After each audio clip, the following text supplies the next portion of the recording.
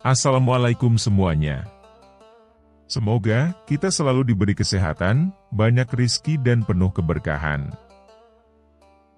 Kisah Abu Nawas dan buku yang konsisten. Pada suatu pagi yang cerah di kota Baghdad, pasar sudah ramai seperti biasa. Para pedagang berteriak menawarkan dagangannya, anak-anak berlarian, dan para pengunjung sibuk menawar harga. Namun hari itu ada satu hal yang aneh.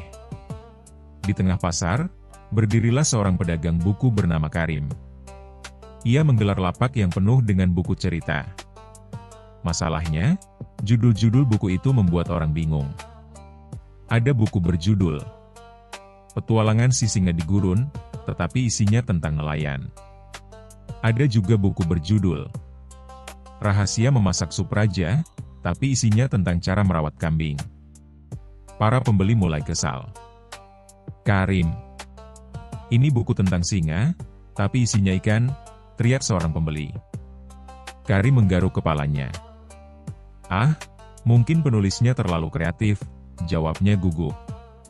Keributan itu sampai ke telinga Abu Nawas, yang kebetulan sedang berjalan santai sambil memakan kurma. Ia berhenti, tersenyum tipis, lalu berkata, "Sepertinya ada masalah yang menarik di sini." Karim langsung mendekat. "Wahai Abu Nawas, tolonglah aku. Orang-orang marah karena judul bukuku tidak sesuai dengan isinya." Abu Nawas mengambil salah satu buku. Ia membuka beberapa halaman, lalu tertawa kecil. "Karim, ini bukan masalah kecil. Ini masalah besar." Karim panik. "Apakah aku akan bangkrut?" Abu Nawas mengangguk serius. "Bisa saja. Karena orang membeli buku berdasarkan judul. Kalau judulnya tidak konsisten dengan isi, orang akan merasa tertipu." Karim menelan ludah. "Lalu apa yang harus kulakukan?" Abu Nawas berpikir sejenak. Tiba-tiba wajahnya bersinar seperti menemukan ide nakal. "Baiklah," kata Abu Nawas. "Besok kita buat percobaan." Keesokan harinya, Abu Nawas datang ke pasar membawa sebuah papan besar. Di papan itu tertulis, "Toko makanan paling lezat di Baghdad." Karim bingung. "Tapi ini toko buku." "Tenang saja," kata Abu Nawas sambil tersenyum licik. Tak lama kemudian, orang-orang berdatangan. "Wah, ada toko makanan baru." Mereka datang ke lapak Karim dengan wajah penuh harapan. Namun begitu melihat isi lapak, mereka tercengang. "Ini buku." Seorang pria marah. "Mana makanannya?" Abu Nawas pura-pura bingung. "Bukankah membaca buku juga makanan, untuk pikiran?" Orang-orang semakin kesal. Ini penipuan. Mereka mulai pergi sambil menggerutu. Abu Nawas lalu menoleh pada Karim. "Nah, sekarang kau mengerti?" Karim mengangguk cepat. "Ya. Orang datang karena judulnya makanan, tapi yang mereka dapat buku." "Persis," kata Abu Nawas sambil tersenyum lebar. "Itulah yang terjadi pada bukumu." Karim menepuk dahinya. "Ah, aku benar-benar bodoh." Hari itu juga Karim mulai mengganti semua judul bukunya agar sesuai dengan isi cerita. Buku tentang singa benar-benar bercerita tentang singa. Buku tentang memasak benar-benar berisi resep. Beberapa hari kemudian, tokonya ramai kembali. Seorang pembeli berkata dengan senang, "Buku ini judulnya tentang petualangan laut, dan benar-benar tentang laut." Karim tersenyum lega. Ia lalu berkata kepada Abu Nawas, "Terima kasih, wahai sahabatku. Ternyata judul yang konsisten sangat penting." Abu Nawas tertawa sambil berkata, "Kalau tidak konsisten, orang bisa datang untuk makan, tapi malah pulang membawa buku." Semua orang di pasar tertawa. Pesan moral. Konsistensi antara apa yang kita katakan dan apa yang kita lakukan sangatlah penting. Jika janji, judul, atau kata-kata tidak sesuai dengan kenyataan, orang akan kehilangan kepercayaan. Kejujuran dan kesesuaian antara kata dan isi adalah kunci agar orang lain percaya kepada kita. Kisah selanjutnya. Kisah Abu Nawas dan harta karun hutan. Pada suatu pagi yang cerah di Baghdad, Abu Nawas terlihat berjalan santai sambil menguap lebar. Wajahnya menunjukkan ekspresi orang yang semalam tidur terlalu nyenyak, atau terlalu malas bangun pagi. Dunia ini indah kalau perut kenyang dan masalah orang lain, gumam Abu Nawas sambil meregangkan badan.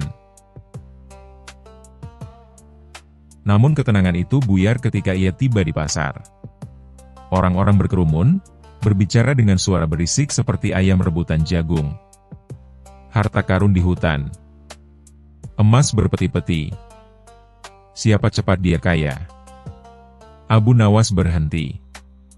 Alisnya terangkat. Harta karun, katanya pelan. Biasanya yang cepat kaya itu cuma penjual peta palsu. Ia mendekati kerumunan. Di tengah pasar berdiri seorang lelaki kurus dengan janggut setipis benang, membawa gulungan kertas besar. "Wahai penduduk Baghdad," teriak lelaki itu. "Di hutan Al-Gumroh terdapat harta karun peninggalan raja kuno. Siapapun yang menemukannya akan hidup kaya 7 turunan." Orang-orang langsung heboh. "Apa buktinya?" teriak seseorang. Lelaki itu membuka peta dengan penuh gaya. "Ini petanya." Abu Nawas menyipitkan mata. Ia mendekat dan menatap peta itu lama sekali.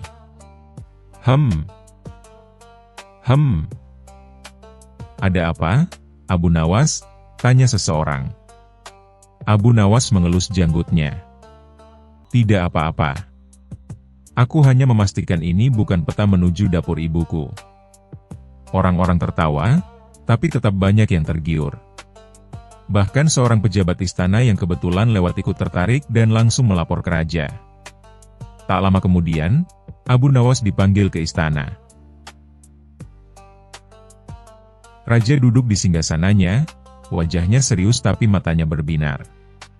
"Abu Nawas," kata raja, "aku mendengar kau paling cerdik di negeri ini. Aku ingin kau memimpin pencarian harta karun di hutan Al-Gumroh."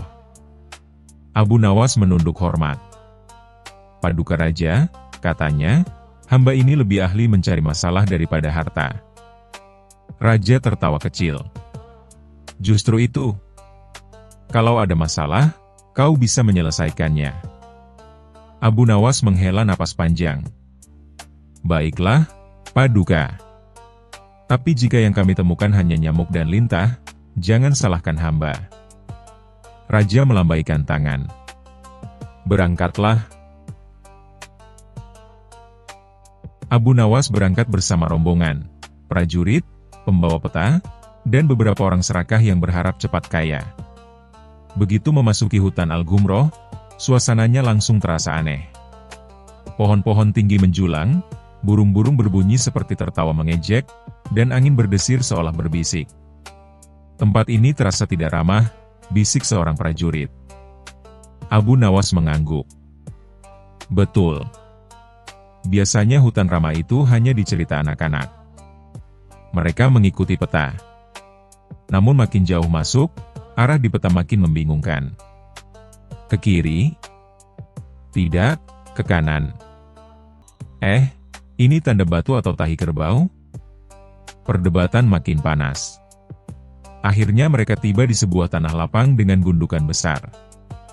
"Inilah tempatnya," teriak si pembawa peta dengan penuh keyakinan. Rombongan langsung menggali dengan semangat. Tanah berterbangan, keringat mengucur deras. 1 jam berlalu. 2 jam berlalu. 3 jam berlalu. "Sudah hampir sampai," teriak seseorang meski lubang makin dalam dan kosong. Abu Nawas hanya duduk di atas batu sambil mengunyah roti. "Apa kau tidak menggali, Abu Nawas?" tanya prajurit. Abu Nawas tersenyum. "Aku sedang menggali kesabaran." Akhirnya, cetok. Sekop mengenai sesuatu yang keras. Peti emas, harta karun, semua bersorak. Mereka mengangkat sebuah peti besar dan membukanya dengan penuh harap. Namun, isinya bukan emas, bukan permata.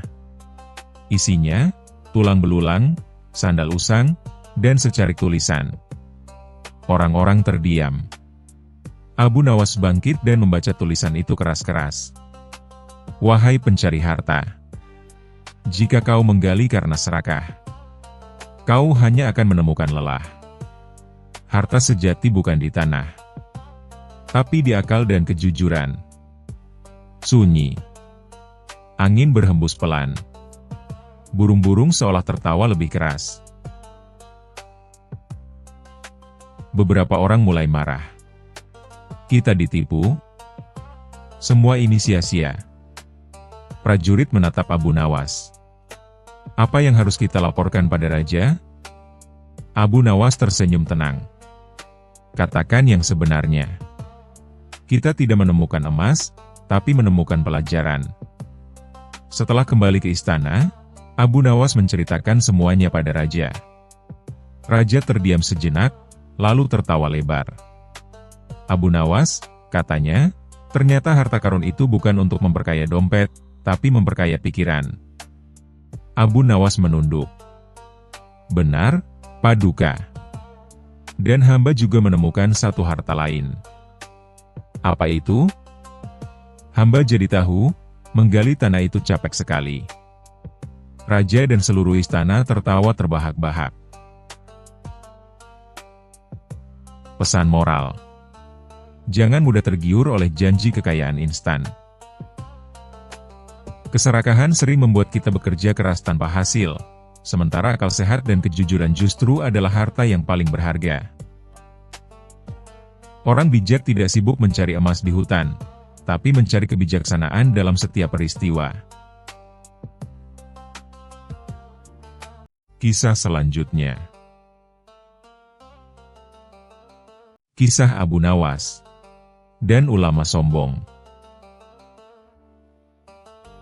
Di sebuah kota yang ramai dengan pasar, masjid, dan suara keledai yang bersahut-sahutan, hiduplah seorang ulama yang terkenal ke seluruh penjuru negeri.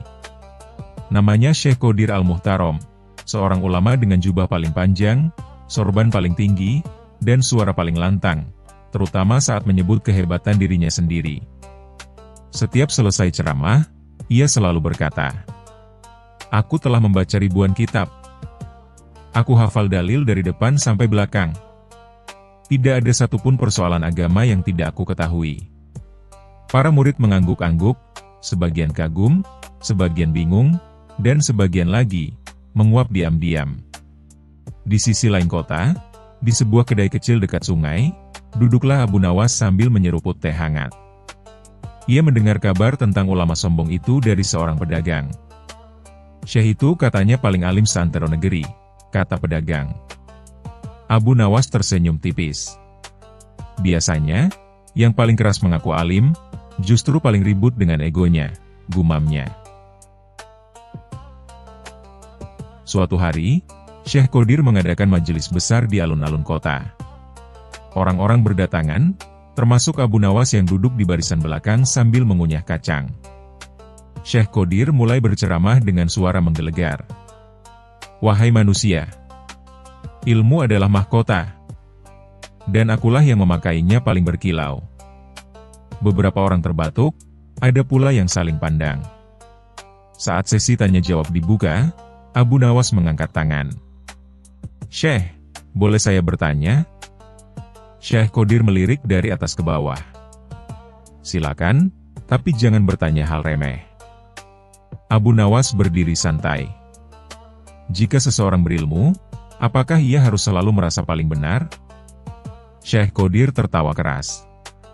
"Tentu saja. Orang berilmu pasti benar. Dan orang benar wajib merasa benar." Abu Nawas mengangguk pelan. "Oh, pantas saja Syekh tidak pernah salah," katanya polos. Orang-orang tertawa kecil.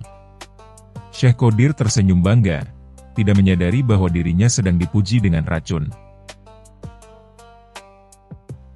Beberapa hari kemudian, Syekh Qadir mengumumkan tantangan terbuka.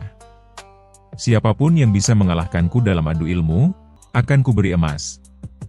Abu Nawas langsung mendaftar. Ketika hari adu ilmu tiba, Syekh Qadir duduk di kursi tinggi.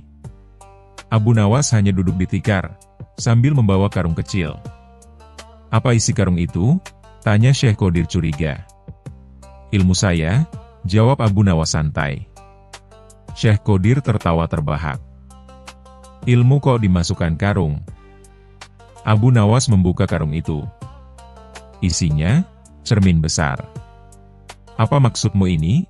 bentak Syekh Qadir. Abu Nawas mengangkat cermin menghadap ke Syekh. "Silakan lihat ilmu Syekh." Syekh Qadir melihat bayangannya sendiri, lengkap dengan sorban tinggi dan wajah penuh kebanggaan. "Ini aku." Abu Nawas mengangguk. "Benar. Ilmu Syekh penuh dengan aku." Sampai tak ada ruang untuk kebenaran lain. Orang-orang mulai berbisik dan tertawa. Abu Nawas melanjutkan, "Syekh, izinkan saya bertanya satu hal terakhir." "Cepat," kata Syekh kesal. "Apakah Syekh tahu berapa beratnya ilmu?" Syekh Qadir tersenyum meremehkan. "Ilmu tidak punya berat." "Kalau begitu, mengapa Syekh terlihat begitu berat memikul kesombongan?" Tawa meledak di seluruh alun-alun. Syekh Qadir terdiam, wajahnya memerah seperti cabai. Ia mencoba membela diri, namun setiap kata yang keluar justru mengingatkan orang pada kesombongannya sendiri, ucapan-ucapan lama yang kini terdengar konyol. Akhirnya, Syekh Qadir turun dari kursinya, duduk sejajar dengan orang-orang, dan berkata lirih, "Barangkali, selama ini aku terlalu sibuk mengagumi diriku sendiri." Abu Nawas tersenyum dan menepuk bahunya. Itu awal dari ilmu yang sesungguhnya. Sejak hari itu, Syekh Qadir berubah. Ceramahnya lebih pendek, suaranya lebih lembut, dan kata "aku" diganti dengan "kita". Sementara Abu Nawas kembali ke kedai, menyeruput teh, sambil berkata pada pedagang, "Ilmu itu seperti air. Kalau ditaruh di gelas rendah, ia tenang. Kalau di gelas tinggi yang kosong, malah tumpah kemana-mana." Pedagang mengangguk, meski tidak sepenuhnya paham, yang penting ceritanya lucu. Pesan moral. Ilmu sejati tidak membuat seseorang merasa paling tinggi, melainkan membuatnya sadar betapa banyak yang belum ia ketahui. Kesombongan adalah penghalang terbesar bagi kebijaksanaan. Dan orang paling berilmu justru adalah mereka yang mau belajar dari siapa saja. Kisah selanjutnya. Kisah Abu Nawas dan Kamar Rahasia. Di suatu pagi yang cerah di kerajaan Baghdad, istana tampak lebih sibuk dari biasanya. Para pelayan berlarian sambil membawa gulungan kain, ket, dan perkakas. Ternyata, Raja Harun al-Rashid sedang merenovasi sebagian istana. Namun ada satu bagian yang paling mencuri perhatian, sebuah pintu tua dari kayu hitam berukir rumit, yang selama bertahun-tahun tertutup rapat. Raja berdiri di depan pintu itu sambil memegang tongkat emasnya. "Sudah bertahun-tahun aku ingin tahu apa isinya," gumam sang raja. Tapi setiap penjaga istana bilang pintu ini terkutuk. Tepat saat itu, Abu Nawas muncul sambil membawa sekantong kurma dan wajah penasaran. "Baginda, wajah Anda seperti orang yang sedang menatap utang yang belum dibayar," katanya santai. Raja menghela napas. "Abu Nawas, ini pintu rahasia yang bahkan para leluhurku larang untuk dibuka." Semua orang takut. Abu Nawas menatap pintu itu dengan gaya sok bijak. "Kalau begitu, biarkan saya membuka." "Apa?" Raja hampir menjatuhkan mahkotanya. Semua pelayan terpental mundur seperti barisan domino. Abu Nawas mengangguk pelan. "Ya, Baginda. Karena kalau sesuatu tidak boleh dibuka, biasanya di dalamnya ada sesuatu yang sangat mengecewakan." Raja bingung. Mengecewakan? Raja menyerah dan memerintahkan penjaga untuk membawa peralatan. Seluruh istana berkumpul, termasuk para menteri yang gemetar ketakutan. "Baik, Abu Nawas," kata Raja. "Jika terjadi sesuatu yang menakutkan, kau harus bertanggung jawab." "Tenang, Baginda," jawab Abu Nawas sambil menepuk dadanya. "Saya sudah sarapan kurma. Pikiran saya jernih." Pintu dibuka, dan ternyata, dengan suara krek, kerak, pintu akhirnya terbuka. Semua orang menahan napas. Asap keluar. Cahaya remang-remang. Debu beterbangan. Raja bersembunyi di belakang Abu Nawas, diam-diam. Para menteri memejamkan mata. Para pelayan siap pingsan. Lalu, "Baginda, lihat." "Apa itu?" seru Raja. Di dalam ruangan besar itu, tidak ada harta karun. Tidak ada monster. Tidak ada roh penasaran. Yang ada hanyalah sebuah lemari tua berisi barang-barang kocak milik raja-raja terdahulu. Jubah raja yang warnanya tidak matching sama sekali. Mahkota berukuran kebesaran. Kaos kaki kerajaan yang bolong. Topi lucu berbentuk ayam. Guci berisi, sandal sebelah kanan saja. Seluruh ruangan penuh barang tidak penting yang disimpan entah untuk apa. Raja mendekat dan membuka salah satu kotak. Di dalamnya tertulis, "Barang rahasia raja terdahulu, jangan dibuka kalau tidak mau malu." Abu Nawas langsung tertawa terbahak-bahak. "Baginda, rupanya para pendahulu Anda hanya menyimpan barang-barang memalukan agar tidak dilihat rakyat." Raja memerah. "Jadi selama ini, kamar rahasia ini cuma tempat menyimpan barang memalukan? Tapi, apa yang harus kulakukan dengan semua ini? Kalau rakyat tahu, mereka pasti menertawakan keluargaku." Abu Nawas mengangguk-angguk. "Tenang Baginda. Saya punya ide." "Ide MU selalu berbahaya, Abu Nawas. Tidak kali ini. Percayalah." Abu Nawas kemudian menyusun rencana cerdik untuk menyelamatkan wibawa raja. Abu Nawas mengumumkan kepada seluruh penghuni istana. Mulai hari ini, kamar rahasia ini adalah Museum Sejarah Komedi Raja-Raja Terdahulu. Semua kaget. "Komedi?" tanya Raja. "Benar Baginda.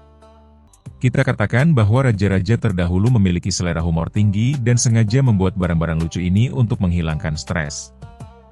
Rakyat akan menyukainya.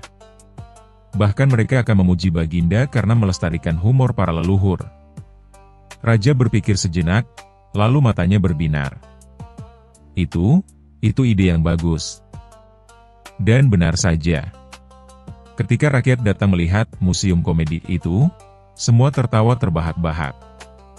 Mereka pulang dengan cerita lucu bahwa raja-raja terdahulu ternyata humoris. Raja pun tersenyum bangga. "Abu Nawas, kau memang penyelamat harga diri kerajaan." Abu Nawas terkekeh. "Kalau begitu, bagaimana dengan hadiah kecil untuk penyelamat itu?"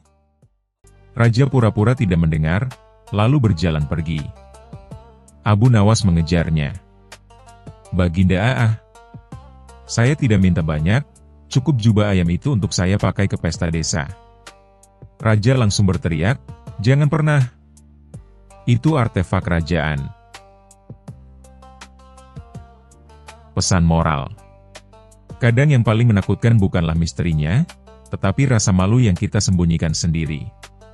Dan yang lebih penting, jangan takut membuka pintu lama dalam hidup. Siapa tahu isinya tidak semenakutkan yang kita pikirkan, bahkan bisa jadi bahan tawa. Kisah selanjutnya. Kisah Abu Nawas dan keributan pasar. Di suatu pagi yang cerah di kota Baghdad, pasar tengah ramai luar biasa. Pedagang berteriak menawarkan barang dagangan mereka. Kain sutra, buah segar, minyak wangi, sampai ayam hidup yang terus berkokok tanpa henti. Semua sibuk dengan urusan masing-masing, sampai tiba-tiba terdengar suara gaduh di tengah pasar. "Hei! Kau mencuri ikanku!" teriak seorang pedagang ikan dengan wajah merah padam sambil menunjuk seorang pria kurus membawa keranjang sayur. Pria kurus itu pun membalas dengan nada tinggi, "Aku cuma lewat. Ikanmu jatuh sendiri." Dalam sekejap, orang-orang berkerumun. Ada yang menonton sambil makan kacang, ada pula yang berteriak, "Pukul saja pencurinya." Situasi makin panas, hingga akhirnya datanglah Abu Nawas, si cerdik dari Baghdad, yang kebetulan baru saja membeli roti dan susu kambing. Melihat keributan itu, ia menghela napas panjang. "Wah, kalau aku tidak turun tangan, bisa-bisa pasar ini berubah jadi arena gulat," gumamnya sambil menyelipkan roti ke saku jubahnya. Pedagang ikan berteriak, "Abu Nawas, kau terkenal bijak. Tolong adili orang ini. Dia mencuri 3 ekor ikan segar milikku." Pria kurus itu langsung protes, "Tidak benar. Aku cuma lewat, dan tiba-tiba ikan itu jatuh dari meja. Mana mungkin aku mencurinya?" Abu Nawas tersenyum lembut, lalu berkata, "Baiklah, kalau begitu aku akan menyelesaikan perkara ini di tempat. Tapi, aku minta kalian semua tenang, dan jangan lupa, siapapun yang berbohong, hidungnya bisa bertambah panjang." Semua orang menahan tawa. Tapi karena mereka tahu Abu Nawas selalu punya cara aneh tapi berhasil, mereka patuh. Abu Nawas selalu menatap meja pedagang ikan, dan berkata, "Kau bilang 3 ekor ikannya hilang?" "Benar." "Dan kau bilang tidak mencuri?" tanya Abu Nawas pada si pria kurus. "Benar sekali." "Baiklah," kata Abu Nawas.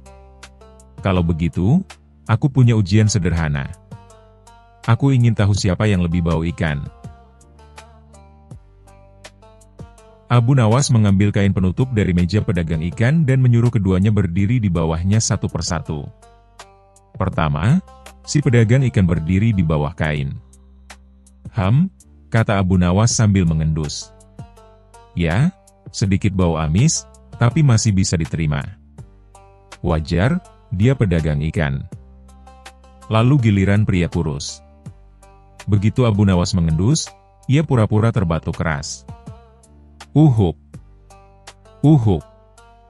Ini benar-benar bau ikan basi 3 hari, katanya dengan nada dramatis. Semua orang tertawa terpingkal-pingkal. Pria kurus itu panik. "Aku tidak mencuri. Aku cuma jatuh, dan..." "Ah, jadi kau jatuh dekat ikan?" potong Abu Nawas cepat. "Iya," jawab pria itu gugup. "Nah," seru Abu Nawas, "berarti kau jatuh, ikan menempel di bajumu, dan mungkin sebagian masuk ke keranjangmu. Jadi sebenarnya kau tidak mencuri, tapi juga tidak berhati-hati." Kerumunan bersorak, "Hahaha. Cerdas. Jadi dua-duanya salah setengah." Pedagang ikan masih tidak puas. "Tapi bagaimana dengan 3 ikanku yang hilang?" Abu Nawas tersenyum dan berkata, "Tenang. Aku punya solusi." Ia mengambil uang dari sakunya dan berkata, "Aku akan membayar 2 ikan, sementara 1 ikan sisanya dibayar dengan nasihat." Pedagang itu bingung. "Nasihat? Nilainya apa?" Abu Nawas berkata, "Nasihat ini bisa membuatmu kaya kalau kau ikuti." "Baiklah, apa nasihatnya?" tanya sang pedagang dengan penasaran. Abu Nawas menatapnya dan berkata pelan, "Jangan pernah berjualan dekat jalan yang miring, karena ikan bisa jatuh, dan orang bisa dituduh." Semua orang tertawa terbahak-bahak lagi.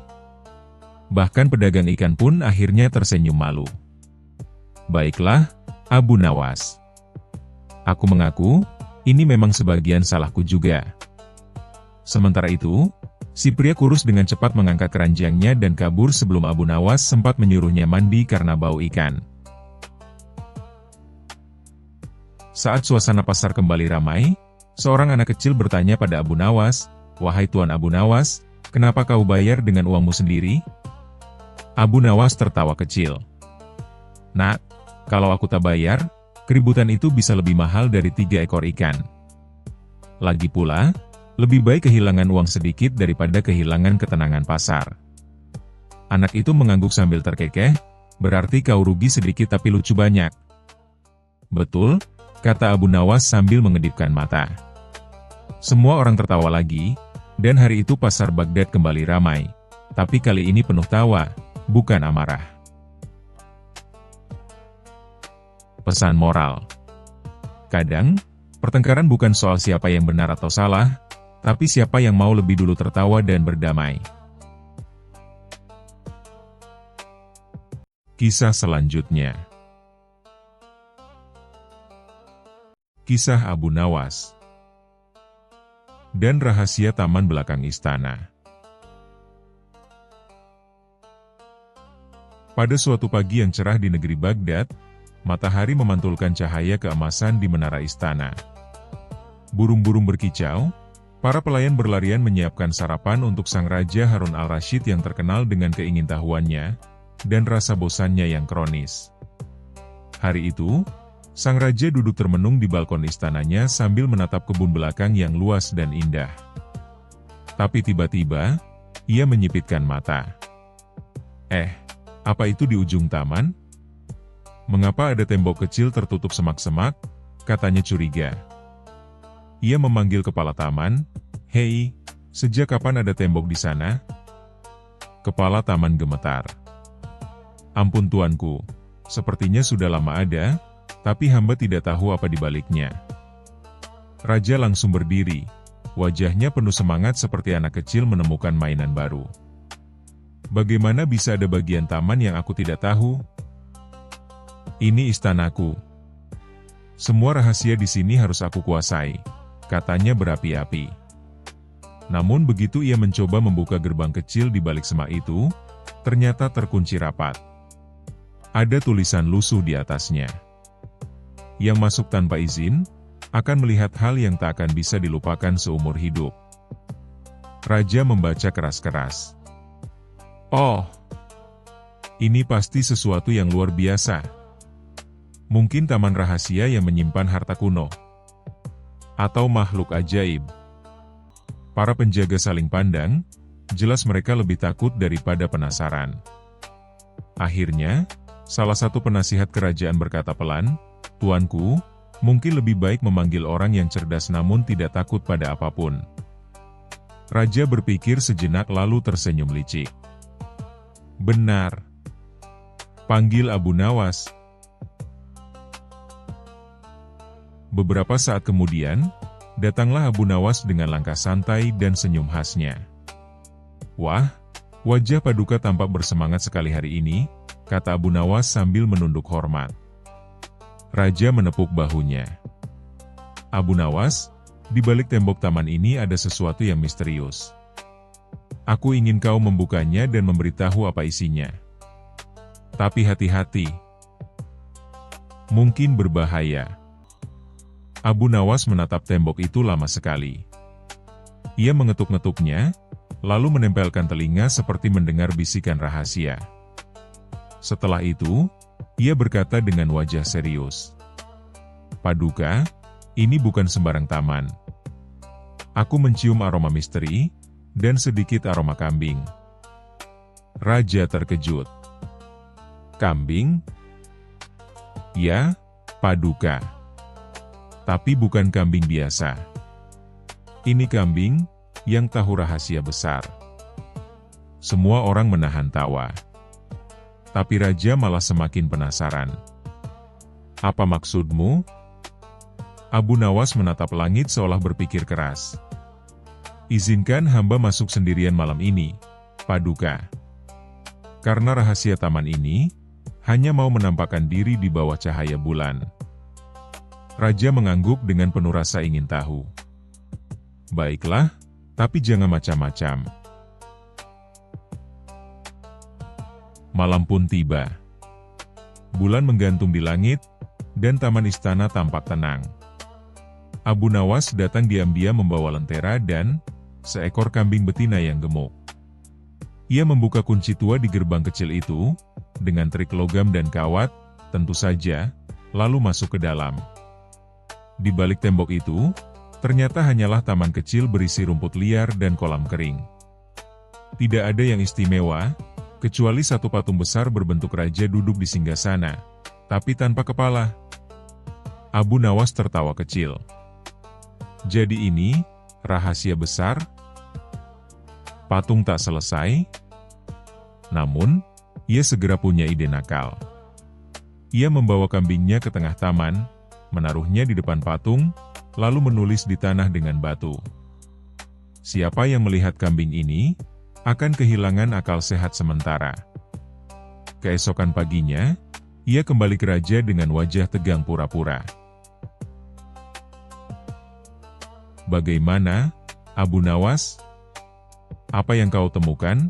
Tanya raja tak sabar. Paduka, hamba hampir tak sanggup menceritakannya, jawab Abu Nawas dengan nada misterius. Di taman itu, ada makhluk aneh yang menyerupai kambing, tapi menatap langsung ke dalam jiwa. Raja membelalak. Makhluk kambing penatap jiwa? Oh, ini menarik. Aku harus melihatnya. Tidak, Paduka. Siapapun yang menatapnya langsung, bisa kehilangan akal untuk sementara. Raja semakin ingin tahu. Bagus. Aku ingin menguji keberanianku sendiri. Sebelum Abu Nawas sempat melarang, Raja sudah berlari ke taman belakang bersama para pengawal. Begitu gerbang dibuka, mereka melihat kambing Abu Nawas sedang makan rumput dengan damai. Raja menatap lama, dan kambing itu membalas tatapan dengan mata bulat polos. Ya ampun. Dia menatapku, teriak Raja. Abu Nawas langsung berseru, Paduka, jangan tatap terlalu lama. Itu dia yang hamba maksud. Raja langsung panik. Aku merasa aneh. Kepalaku ringan. Dunia berputar. Abu Nawas, cepat tutup mataku. Para pengawal ikut panik. Satu menjerit, ampun. Kambing ajaib menatapku juga. Satu lagi jatuh pingsan karena ketakutan sendiri. Sementara itu, Abu Nawas menahan tawa setengah mati. Keesokan harinya, seluruh istana heboh. Ada rumor bahwa di taman belakang istana hidup kambing mistik yang bisa membuat orang bodoh sementara. Para pelayan saling mengingatkan agar tak menatapnya lebih dari 3 detik. Raja pun memerintahkan agar taman itu ditutup kembali dengan papan bertuliskan, dilarang masuk. Di sini bersemayam kambing penatap jiwa. Tapi tentu saja, penasaran manusia tak bisa ditahan.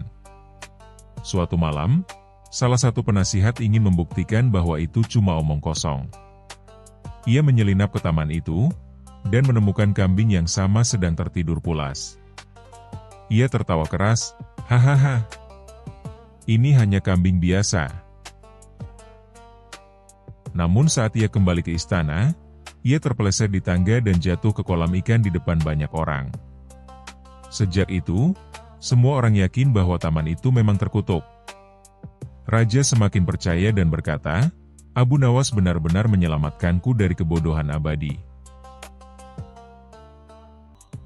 Beberapa hari kemudian, Abu Nawas datang dengan wajah serius. Paduka, rahasia taman itu sudah aman. Kambing itu sudah hamba kirim ke pegunungan jauh agar tak mengganggu siapapun lagi. Raja mengangguk puas.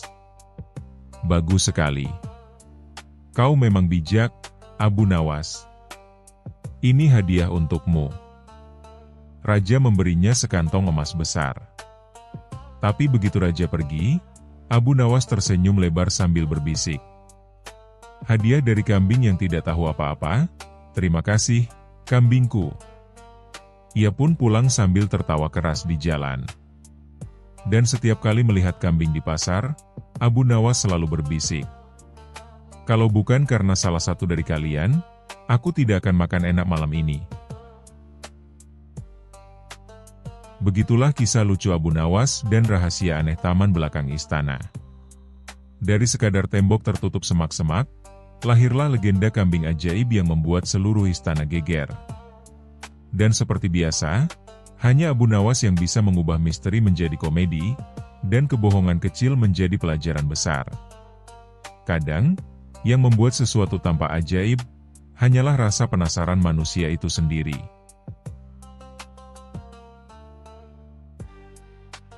Kisah selanjutnya. Kisah Abu Nawas dan ilmu yang hilang. Kisah kocak di balik kitab ajaib. Di sebuah pagi yang cerah di kota Baghdad, suasana pasar dipenuhi teriakan para pedagang yang saling berlomba menawarkan dagangannya. Bau rempah-rempah bercampur dengan aroma roti hangat, membuat siapapun yang lewat tergoda untuk berhenti sebentar. Di tengah keramaian itu, seorang pria dengan sorban putih dan janggut hitam rapi, berjalan santai sambil sesekali tersenyum jahil. Itulah dia, si cerdik dan kocak, Abu Nawas. Hari itu, Abu Nawas sebenarnya hanya berniat membeli sepotong roti. Namun, takdir sepertinya punya rencana lain. Di pojok pasar, ia melihat seorang lelaki tua berwajah pucat, berjubah lusuh, sedang berteriak panik. Ilmuku! Ilmuku hilang. Orang-orang hanya menatap heran. Ada yang menggeleng, ada pula yang menertawakan, mengira lelaki itu sudah gila. Tapi Abu Nawas mendekat, penasaran. Maaf, Tuan. Kalau boleh tahu, ilmu apa yang hilang? Bukankah ilmu itu ada di kepala? Tanya Abu Nawas sambil nyengir. Lelaki tua itu menghela napas panjang. Kau tidak mengerti, Nak. Aku seorang ahli pengetahuan. Aku baru saja menulis kitab berisi rahasia besar dunia, tentang bintang, tumbuhan, hewan, bahkan cara membuat obat mujarab. Kitab itu hilang dicuri seseorang. Mata Abu Nawas langsung berbinar. Ia bukan hanya penasaran, tapi juga melihat peluang besar. Jadi, ada orang yang mencuri ilmu pengetahuan? Wah, jangan-jangan ilmu itu sedang dipakai untuk hal-hal konyol. Abu Nawas pun berjanji akan membantu sang ahli menemukan kitabnya. Tentu saja, bukan semata karena rasa iba. Ia ingin tahu isi kitab itu, siapa tahu ada ilmu cara membuat roti gratis seumur hidup. Ia mulai berkeliling pasar, menanyai orang-orang. Apakah ada yang melihat seseorang membawa kitab besar? Tanyanya. Seorang penjual bawang menjawab, aku lihat seorang pemuda membawa buku tebal.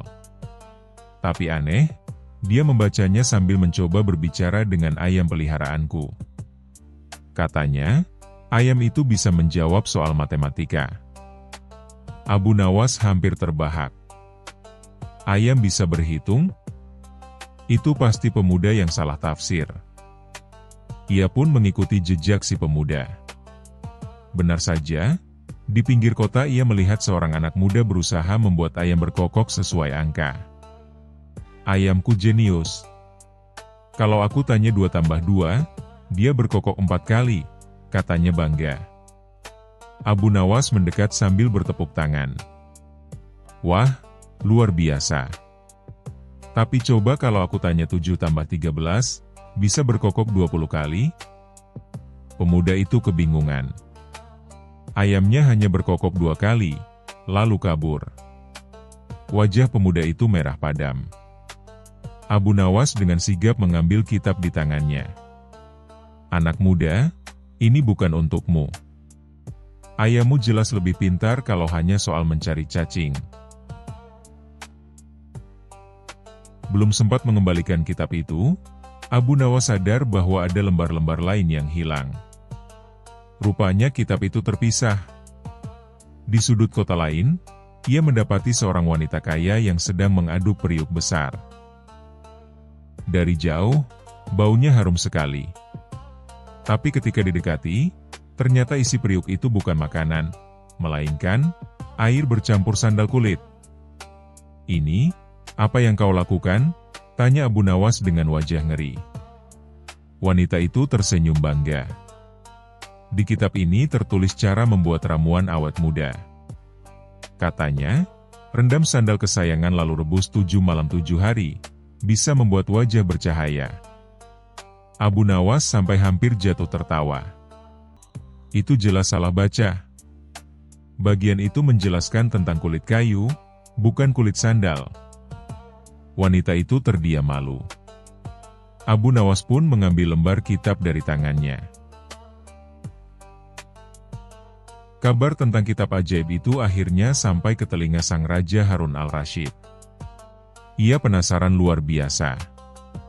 Akhirnya Raja memerintahkan untuk memanggil Abu Nawas. "Abu Nawas, bawa kitab itu padaku. Aku ingin tahu, apakah benar di dalamnya ada ilmu rahasia untuk menjadi bijak dalam semalam," titah sang Raja. Abu Nawas terpaksa menyerahkan kitab itu sementara. Tapi ia sudah bisa menebak, Raja pasti akan salah kaprah juga. Dan benar saja, malam itu Raja memanggil semua menteri, membawa kitab di tangannya.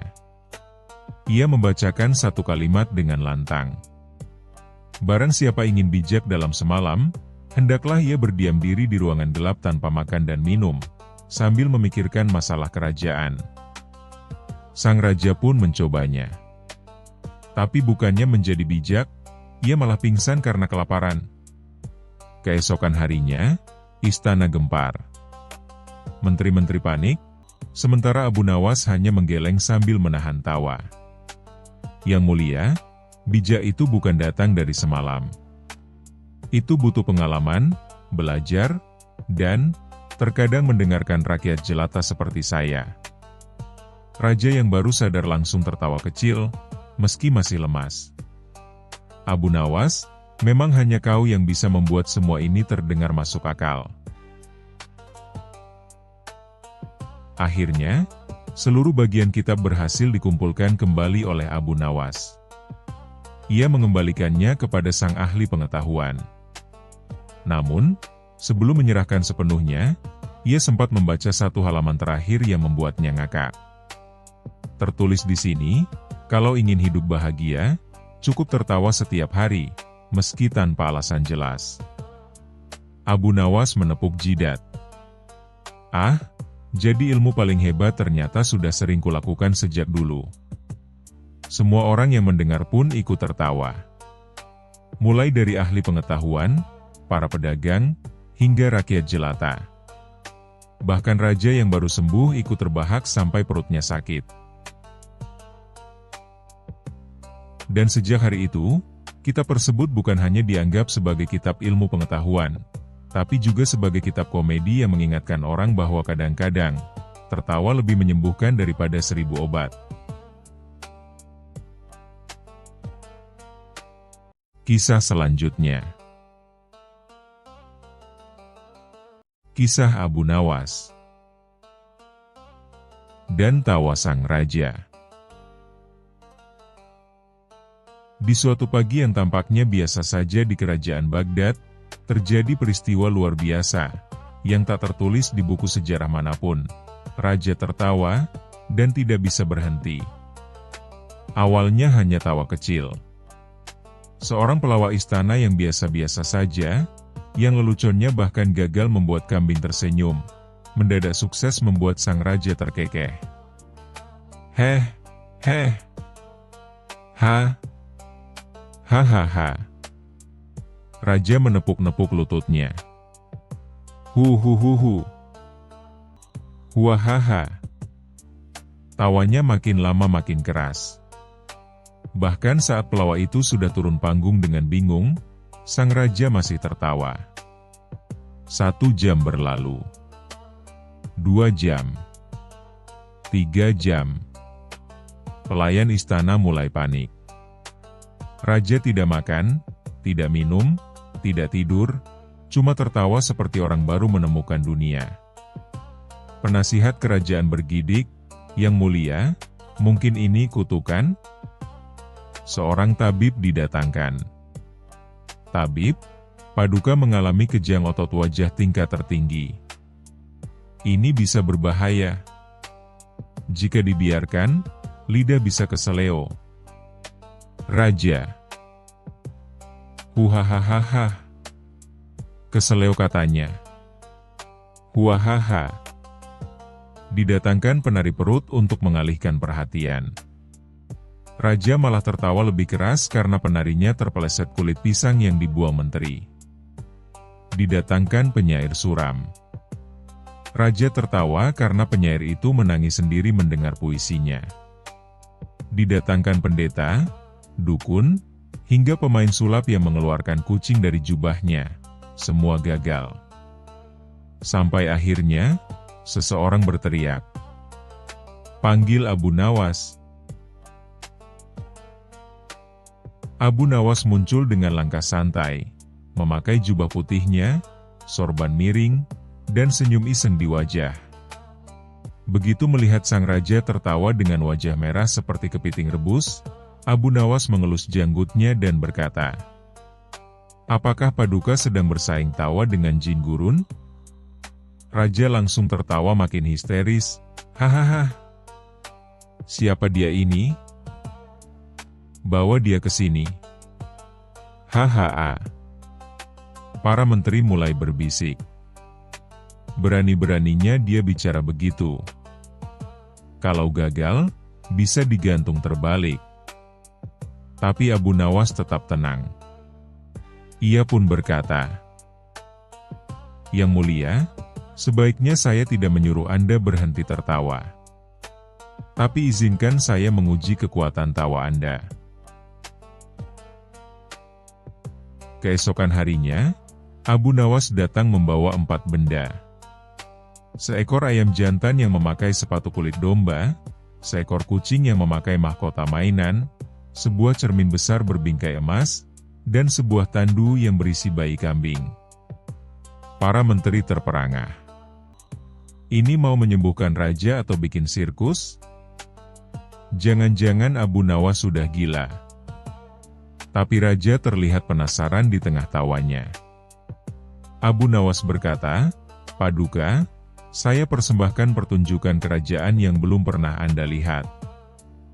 Ia memulai. Ayam jantan disuruh berdansa dengan musik kecapi. Ayam itu berputar-putar, lalu terpeleset, lalu terbang ke kepala menteri tua. Kucing naik tahta, mengangkat satu kaki, dan jatuh tertidur. Bayi kambing tiba-tiba mengembi keras, dan buang angin. Seluruh istana terguncang menahan tawa. Tapi raja tertawa sampai pingsan. Betul. Raja pingsan karena terlalu keras tertawa. Wajahnya merah, badannya lemas, dan akhirnya diam.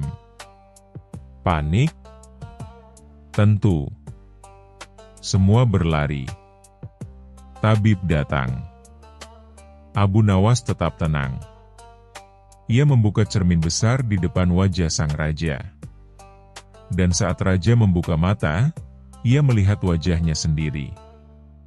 Berantakan, rambut seperti rumput terbakar, mulut berbusa, dan raja pun melotot, lalu berkata pelan, "Siapa makhluk aneh ini?"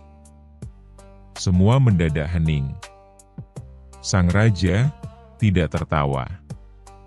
Menteri berbisik, keajaiban terjadi. Raja bangkit perlahan, memegangi perutnya, dan berkata, "Perutku, rasanya seperti habis ditinju gajah." Abu Nawas menimpali. Paduka telah membuktikan bahwa tertawa adalah obat, tapi jika diminum 48 jam non-stop, obatnya jadi racun. Raja mengangguk sambil memijat dagunya. "Engkau benar. Tapi jujur, bagian ayam terpeleset itu sangat menghibur." Semua tertawa ringan, dan raja pun ikut tersenyum dengan sadar. Untuk pertama kalinya sejak 3 hari, istana bisa kembali tenang, dan tidak seperti warung sirkus. Sebagai tanda terima kasih, Raja hendak memberi Abu Nawas 10 kantong emas. Tapi Abu Nawas berkata, "Hamba hanya ingin satu permintaan kecil, Paduka." "Apa itu?" "Jika suatu hari nanti Paduka tertawa lagi tanpa henti, jangan suruh saya menari pakai sepatu ayam." Semua pun tertawa bersama-sama, kali ini secukupnya, dan tanpa kambing ditandu.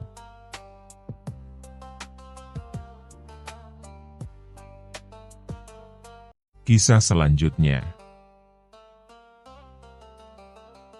Kisah Abu Nawas dan ramalan palsu.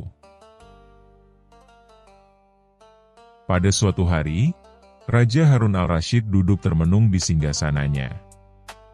Wajahnya tampak murung, pikirannya dipenuhi kekhawatiran yang tak jelas. Sudah seminggu ini ia merasa ada sesuatu yang buruk akan terjadi, tapi tak tahu apa. Tiba-tiba, datanglah seorang pelayan terburu-buru. "Paduka, ada seorang peramal dari negeri jauh. Ia mengatakan mampu membaca masa depan siapapun, bahkan nasib seekor semut." "Peramal?" Raja langsung berdiri. "Bawa dia ke sini." Masuklah seorang pria aneh, tinggi kurus, mengenakan jubah ungu berhiaskan batu palsu berkilau. Di kepalanya bertengger topi kerucut setinggi teko teh, dan jenggotnya panjang menjuntai seperti sapu yang belum dicuci. Dengan suara berat dan pelan, ia menyapa, "Salam semesta, wahai Raja Besar. Aku, Zarban sang penyingkap takdir." Raja tersenyum, sedikit geli, sedikit penasaran. "Jika kau sungguh bisa meramal, katakan padaku, apa yang akan terjadi padaku dalam waktu dekat?" Zarban menatap telapak tangan raja. Matanya melotot seperti melihat cicak naik unta. "Wahai Paduka, aku melihat bencana. Dalam waktu 7 hari, istana ini akan hancur, harta melayang, dan yang lebih parah, tikus-tikus akan memberontak." "Tikus?" "Ya, Paduka. Dan mereka akan menggigit pakaian kerajaan dari dalam lemari." Raja pucat. Ia langsung memerintahkan seluruh istana diperiksa, tikus diburu, dan bahkan para penjahit kerajaan diminta membuat pakaian tahan gigitan tikus. Hari demi hari Raja hidup dalam ketakutan. Ia tak bisa tidur, setiap malam memeriksa pintu sendiri, bahkan sampai menyuruh juru masak mencicipi makanannya 3 kali sebelum ia menyentuhnya. Namun, setelah 7 hari berlalu, tidak terjadi apa-apa. Istana tetap berdiri, harta tetap utuh, dan satu-satunya tikus yang ditemukan justru sedang tersesat di dapur mencari kurma. Raja naik pitam. Ia memanggil peramal Zarban ke istana. "Berani-beraninya kau menebar ketakutan dengan ramalan bohongmu." Zarban tak kehilangan akal. Ia berseru, "Tapi Paduka, justru karena Anda berhati-hati, bencana itu bisa dicegah. Ramalan bisa berubah sesuai tindakan manusia. Jadi maksudmu, kalau aku diam saja, istana benar-benar hancur?" "Sudah pasti, Paduka." Raja mulai ragu. "Benarkah? Atau ini hanya omong kosong?" Kabar soal peramal itu pun menyebar ke seluruh penjuru kota. Tak butuh waktu lama sebelum sampai ke telinga Abu Nawas, sang pujangga cerdik yang selalu punya akal unik. Saat itu Abu Nawas sedang duduk santai di pinggir sungai, memancing ikan dengan seutas tali dan roti basi. "Peramal bisa menghindari takdir? Wah, ini lebih lucu dari ayam yang belajar berenang," gumamnya. Keesokan harinya, Abu Nawas datang ke istana, membawa 1 buah kendi air dan seikat rumput. Ada perlu apa kau datang dengan rumput dan kendi, Abu Nawas? Tanya sang raja. Aku ingin menyiram logika yang sudah mulai kering, Paduka. Raja tertawa. Kalau begitu, uji saja si peramal itu. Aku ingin tahu apa yang akan kau lakukan. Abu Nawas pun datang kepada Zarban. Tuanku peramal, tolong ramalkan, kapan aku akan mati?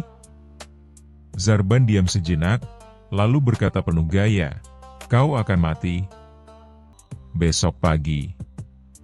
Setelah ayam pertama berkokok, Abu Nawas tersenyum.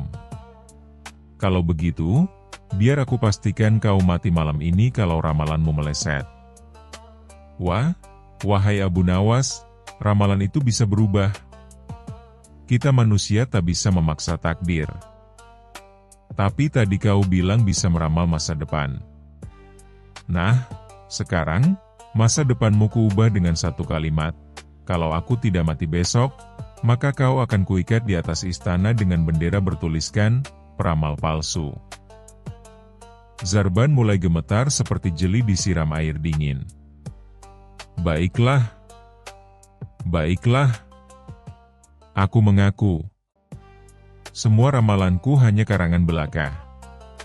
Aku hanya menyambung cerita dari majalah kuno dan kebanyakan makan buah hulut. Raja tertawa terpingkal-pingkal sampai hampir jatuh dari singgasana. Abu Nawas, kau sungguh luar biasa. Lagi-lagi otakmu mengalahkan kelicikan. Paduka, lebih baik kita percayai akal sehat daripada jenggot panjang yang penuh kebohongan. Akhirnya Zarban dijatuhi hukuman membersihkan kandang unta istana selama 1 tahun, agar ia belajar bahwa masa depan ditentukan oleh kerja keras, bukan ramalan palsu. Dan Abu Nawas? Ia pulang dengan hadiah 10 kantong emas, 1 karung anggur, dan gelar baru dari rakyat, Abu Nawas sang penakluk kebohongan.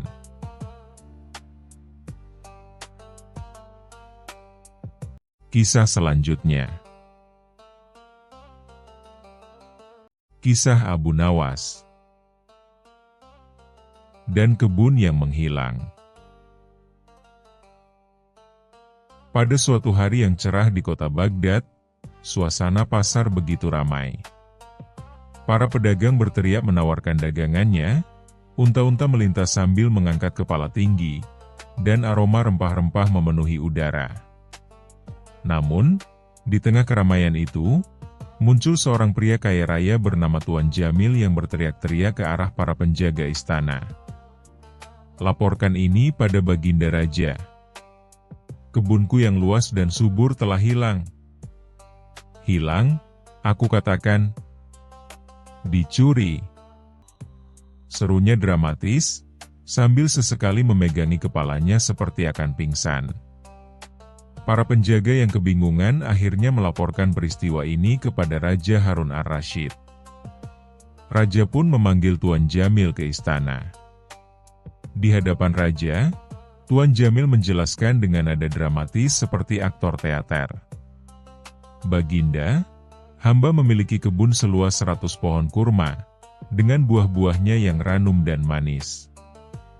Tapi pagi ini, ketika hamba bangun dan melihat keluar jendela, kebun itu hilang. Tak tersisa 1 pohon pun.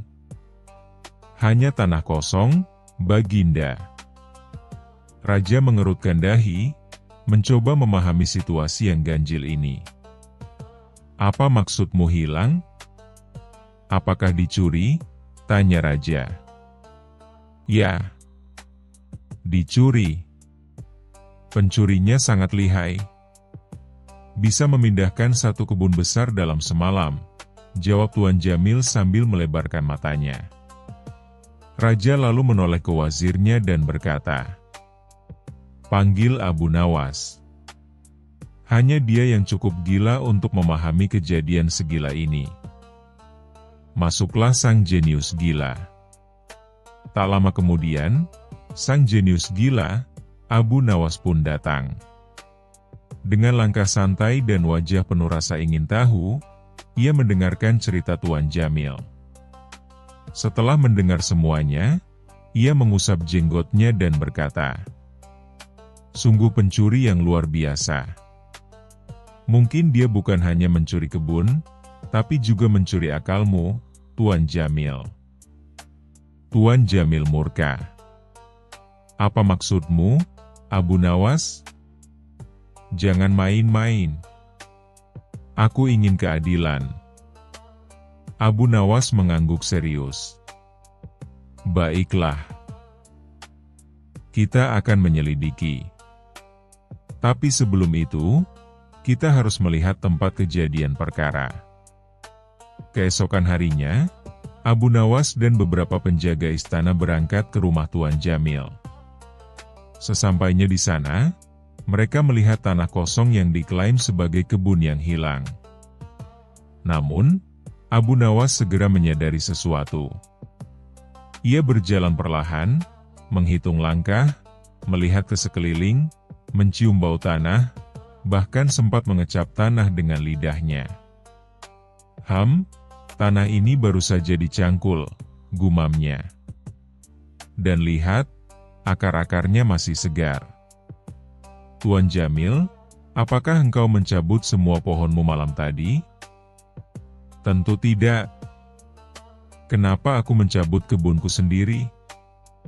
"Itu tidak masuk akal," jawabnya. Abu Nawas tersenyum licik.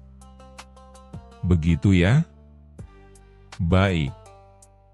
Aku akan menyelesaikan kasus ini, tapi aku butuh bantuan seekor unta, 1 kendi air, dan sepasang sandal baru."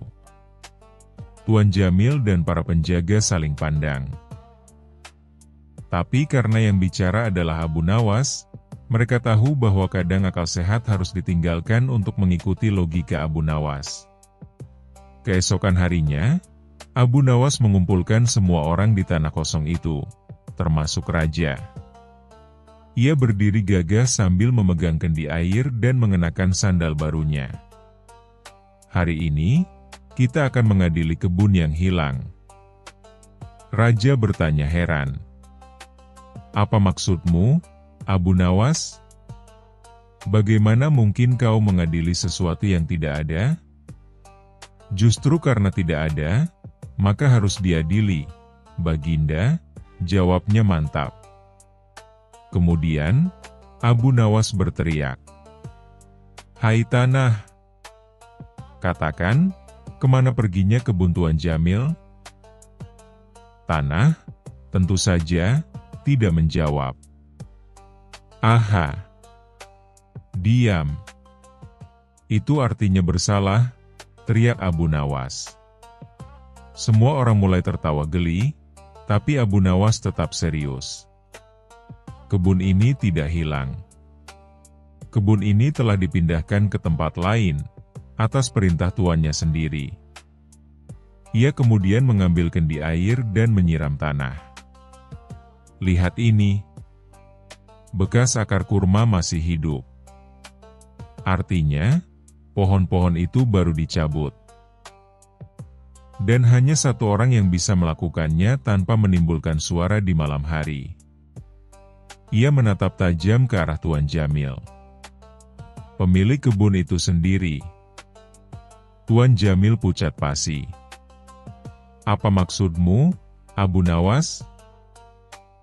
Abu Nawas membuka gulungan perkamen. "Menurut laporan dari petugas pajak, engkau akan dikenai pajak besar atas kebunmu bulan ini. Jadi, kau mencabut semua pohonmu malam-malam dan menjualnya ke kota tetangga, lalu berpura-pura bahwa kebunmu dicuri. Benar begitu?" Semua mata memandang Tuan Jamil.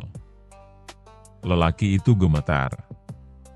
Itu hanya akal-akalan agar aku tak membayar pajak besar." "Tapi kau, bagaimana bisa kau tahu?" Abu Nawas tertawa.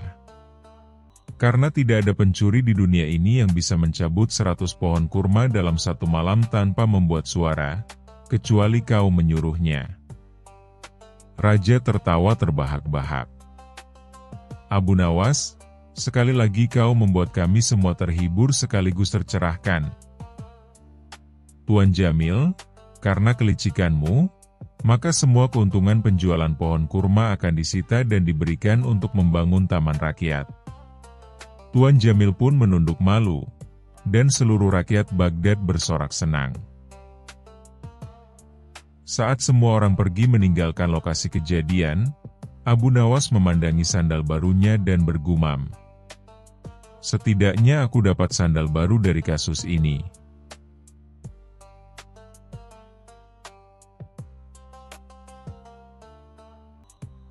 Terima kasih sudah menonton. Jangan lupa like dan subscribe. Semoga keberkahan selalu dianugerahkan kepada kita semua. Wassalamualaikum.